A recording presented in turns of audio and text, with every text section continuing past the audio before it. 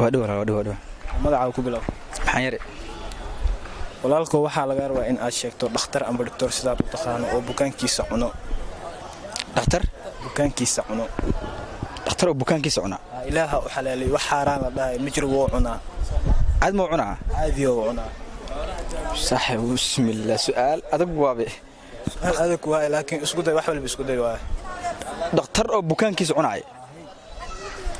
macna inta qalqal ma cunaa dhakhtar waay bukaankiisa ilaaha xalaal aaga dhig wuu cunaa umulisada ma yaana umulisada ciyaalka yareer ma cunta abtiyo ma cunta ciyaalka umulisa hadda fiir tusaalahan umulisada waa dhakhtar ciyaal umulisa ciyaalka ma cunto ilaahay uma badin taas anaga waxaan ka hadlaynaa wax xalaal ah waayo oo cuni kara dhakhtarka oo ilaahay u baniyay isku day bal mar labaad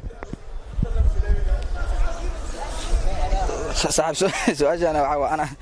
جواب ولا صاحب سؤال waa mahadsantahay